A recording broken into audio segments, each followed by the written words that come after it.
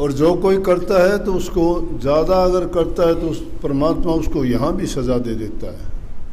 जैसे इनकी सज़ा देने के लिए वह ऐसी रूहें भेजता है जो संसार को रास्ता भी दिखाती हैं और उन दुष्टों को सज़ा भी देती हैं।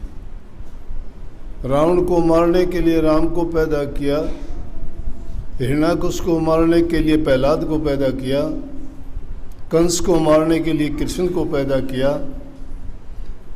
जब जब इस पृथ्वी धरती माता पर जुल्म बढ़ता है तब तब वो परमात्मा स्वयं अवतार का रूप धारण करके आता है। तो कृष्ण जी को परमात्मा ने भेजने के लिए रास्ता अपनाया, जेल में ही कृष्ण जी को भेज दिया। उससे पहले 7 कन्याएं हुई उसकी बहन को, देवकी को।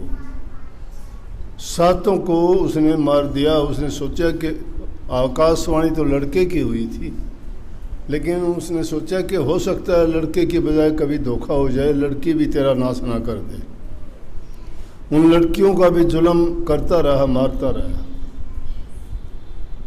परंतु जब उसका नाश का टाइम आया तो सभी पहरेदार, सभी चतुराई, सभी उनकी चालाकी, सभी उनकी बुद्धि, सभी उसके पहरेदार पता नहीं कहाँ गए, कहाँ सो गए। और कृष्ण जी को पैदा होते ही जेल से निकाल के ले गए और मथुरा में जाके उसका लालन पालन हुआ। और जन्म से ही जब थोड़ा होश संभाला, राक्षसों को, दुष्टों का संहार करना भी शुरू कर दिया, पापियों का। फिर भी उनको यकीन और तसल्ली नहीं आया, लेकिन धीरे धीरे जब कंस के कानों में बात गई तब उसकी आँख खुली कि हाँ, और आकाशवाणी भी होगी कि कंस, तेरा नाश करने वाला मथुरा में पैदा होके पड़ रहा है, वो तेरा नाश करेगा। आज भी वो जेल जिसमें देवकी को रखा गया था वैसी की वैसी है। कभी जाने का मौका मिले तो देख के आना, मथुरा में है। तो आज उस युग पुरुष, महापुरुष, परमात्म रूप श्री कृष्ण जी का जन्म हुआ था। तो आज मंदिरों में, घरों में, हर जगह उनका बड़ा हर्ष उल्लास से जन्मदिन को मनाया जा रहा है। मिठाइयाँ बंट रही हैं, खुशियाँ मनाई जाती हैं। तरह तरह के बच्चों को रंग बिरंगे कपड़े पहना के कृष्ण रूप में, कभी माखन खाते हुए, कहीं गायें चराते हुए, कहीं गोवर्धन पर्वत को उठाते हुए, कहीं कालिया नाग को मारते हुए, और कहीं कंस के दरबार में जो है अपनी शक्ति दिखाते हुए अनेक झांकियाँ बना बना के निकालते हैं। ये निकालते हैं ना, तो उनकी वो पुरानी याद, उनकी जीवन की लीलाएं जो श्री कृष्ण जी ने की थी, उनको आज भी दिखा के ये कहते हैं कि देखो, जुल्म और पाप जब बढ़ता है तो धर्म उसका नाश करता है। धर्म की हमेशा जीत होती है, सत्य की जीत होती है। पाप और जुल्म हमेशा हारता है। टाइम लग सकता है, सच्चाई हारती नहीं है कभी भी। दुख और कष्ट हो सकते हैं, परेशानी उठानी पड़ सकती है, लेकिन जीत धर्म की होती है। 2 दिन पहले ही मैं आगरा और ग्वालियर होके आया। कल के सत्संग में ग्वालियर के किले का जिक्र भी किया, क्योंकि वहाँ भी एक बहुत बड़ी घटना हुई थी।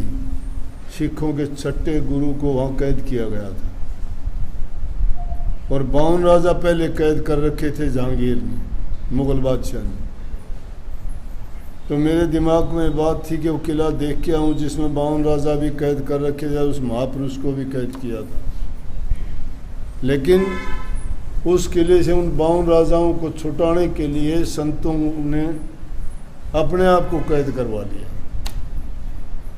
संतों की क्या महिमा है, जीवों के कल्याण के लिए खुद कष्ट उठा लेते हैं। उनका छूटने का कोई रास्ता नहीं था। अपने आप उन्होंने ऐसी रचना रची कि जहांगीर ने उसको कैद कर लिया। और जब पता लगा कि मेरे से गलती होगी, कोड निकल आया। क्यों संतों के साथ दुश्मनी करके आज तक कोई सुखी नहीं पाया।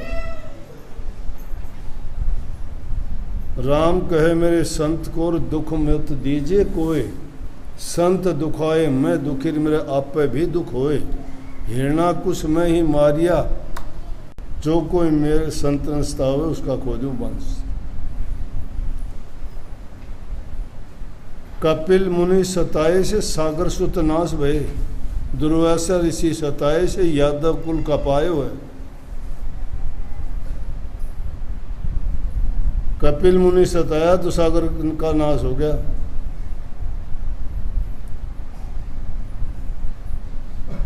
तो संतों की ये महिमा है, वो अपना दुख ना देख के। जहांगीर जब परेशान होया, बता दिया लोगों ने कि तेरा कोड जो लिखड़ा है ये किसी महापुरुष को तूने दुखी किया, उस कारण है।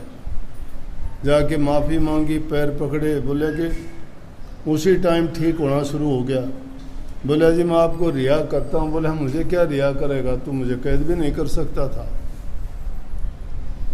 लेकिन मैं रिया खुद होने के लिए नहीं आया, संत दूसरों के बंद काटने के लिए आते हैं। ये बावन राजा, इनका क्या कसूर है, इनको भी रिहा करो। बोला जी इनको तो इस तरह तो नहीं कर सकता, लेकिन आपका अगर चोला है उसकी कली पकड़ के जितने बाहर निकल जाएंगे उनको सबको आज़ाद कर दूंगा। उन्होंने सेवकों से कहा कि एक चोला बनवाओ 52 कली का। 52 कली का चोला पहन कर सब राजाओं से कह दिया कि कली पकड़ो। किले से जब बाहर आए तो 52 के 52 राजा रिहा करवा दिए। तो उसको देखने की मेरी लालसा थी बहुत। और वैसे भी अपने हिंदुस्तान के सब किलों में सबसे बढ़िया किला है ही वहाँ का।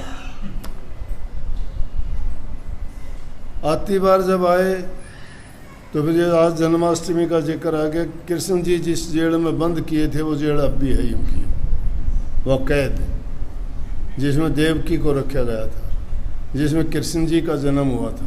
तो आप भी सब खुशी मनाओ, नाचो कूदो और उन कृष्ण जी की उन लीलाओं को याद करो कि जिन्होंने इस धर्म की पालना करने के लिए, इंसानों में जागृति लाने के लिए इतना उन दुष्टों को संहार किया, राक्षसों का संहार करके मानव धर्म को जीवित रखा। सबको बहुत बहुत आशीर्वाद।